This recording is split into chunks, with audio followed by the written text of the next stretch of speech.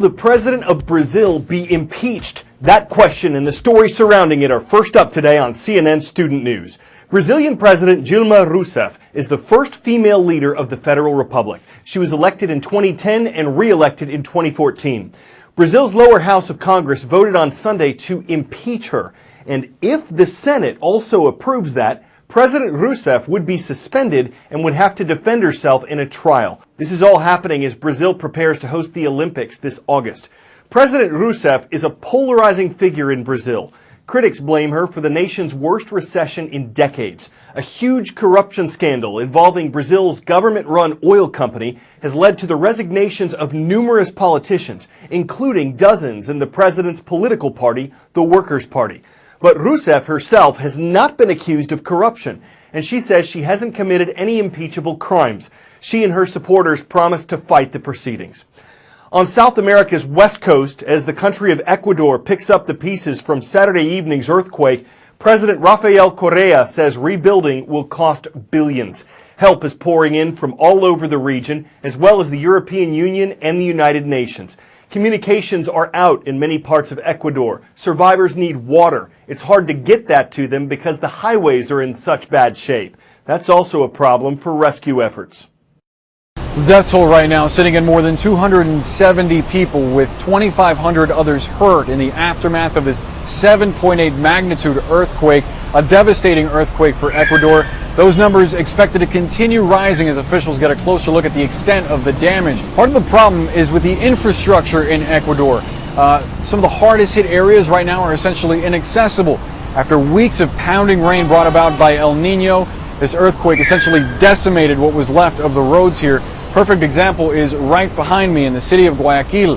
This bridge came down during a very busy hour. This is one of the busiest bridges in the city. It came down on top of a car, killing one person and injuring another. About 10,000 soldiers and 4,000 police officers are on the ground right now, sifting through rubble, trying to find survivors. The U.S. Supreme Court is now hearing arguments in a case related to President Obama's controversial executive action on immigration. The president announced the action in 2014. It allows millions of people who are in the U.S. illegally to stay without the threat of being deported. They could apply for work programs and other benefits as long as they paid taxes. 26 states sued the government over this. The Obama administration says its action is legal and like those of previous presidents on immigration. But no executive action has ever impacted this many people before. And executive actions don't go through Congress. Critics say this one in particular should. Another aspect to this, the Supreme Court is divided. 4 of the justices were appointed by Republican presidents, 4 by Democratic presidents. Conservative Justice Antonin Scalia died suddenly in February, and his potential replacement's been held up in Congress. So if the high court rules 4-4 on this issue, the ruling of the lower court stands. And that court blocked the president's action on immigration. This isn't the only debate happening right now on this issue. H-1B sounds like an airplane or an exotic disease. They're actually visas, and these visas are one of the most controversial parts of the immigration debate. Huge tech giants like Facebook and Google call them essential to their business, but critics say companies are exploiting them at the expense of the American worker. So, what exactly are the H-1B visas? Congress created them in 1990 to bring in highly educated and specialized foreign workers into the country. This bill provides for vital increases for entry on the basis of skills, infusing the ranks of our scientists and engineers. They're supposed to fill shortages. Think computer programmers, engineers, doctors. Around 85,000 are allotted a year, and they last up to 6 years, plus a possible extension. To get one, you have to be educated. 99% of H-1B workers have at least a bachelor's degree, and over half have advanced degrees. So why are H-1Bs controversial? Well, critics claim that companies aren't using them to fill shortages. They say that companies are actually bringing in foreign workers so they can pay them less than American workers. And it wasn't meant to work this way.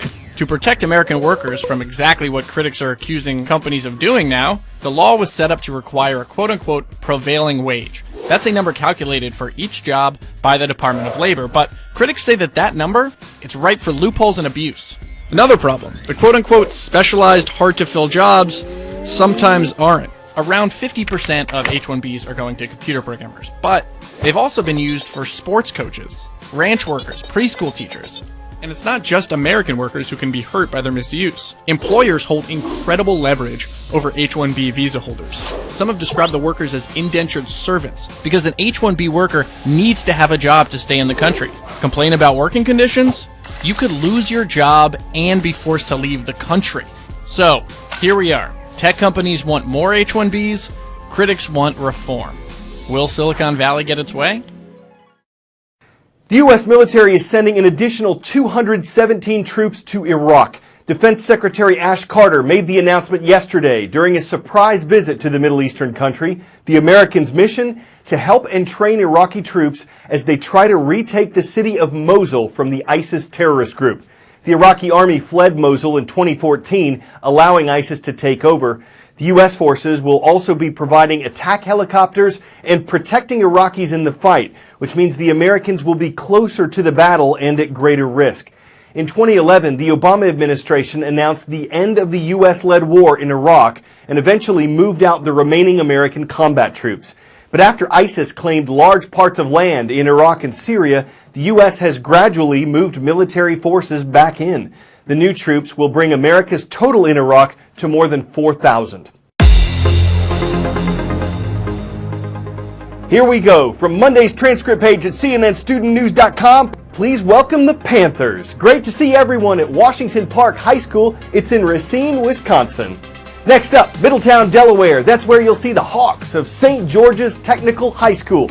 And in the North Atlantic Ocean, thank you for watching from the Bahamas. Lucaya International School rounds out our roll.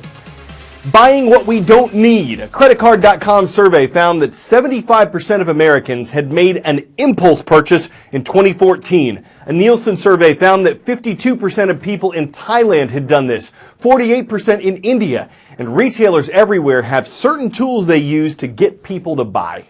The goal is to look at a shopper and find out what they emotionally crave in a shopping experience and give that to the shopper. How do retailers do that? By studying you in the store to see what you like and what you want. One way to measure how a shopper is feeling is to watch people anonymously. Where it's cameras that are based in different areas of the store that literally look at somebody's face and see what kind of facial micro-expression they're showing to find out what emotion they're feeling at whatever given time. Another way is to track volunteer shoppers wearing monitoring devices. They showed me how this is done in their lab. A wrist monitor captures my heart rate, blood pressure, and skin temperature to measure my emotional reactions. Special glasses show exactly what I'm looking at to pinpoint what draws my attention. Then, I'm off to shop in simulated stores. First, for eyeglasses. This is what we call visual merchandising. These visual storytelling cues pull you in, get you a little bit more engaged in the story of the brand. Like I want to be like that guy, or I want to be with that guy, so these are the glasses I need. Right, exactly. Next, to grab a cup of coffee. If I'm a coffee shop and somebody's at the checkout, it's best to enhance the emotional experience by having social proof that others have bought here, that others are into the things I'm into, and it helps enhance the rewarding experience I have at retail. And then a mobile device store. The brain really reacts well to people and people using the products. Creating a story and enveloping the customer in a story rather than just trying to sell them a product. We want to get them involved in somebody's life and again, aspirational type marketing. So they can see themselves there. Exactly. They're projecting themselves in that environment.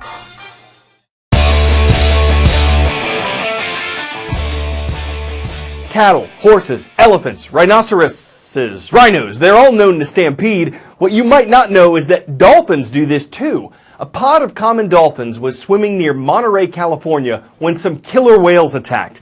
So the dolphins porpoised. They repeatedly leapt out of the water to escape faster, and a cameraman just happened to be filming when it all happened.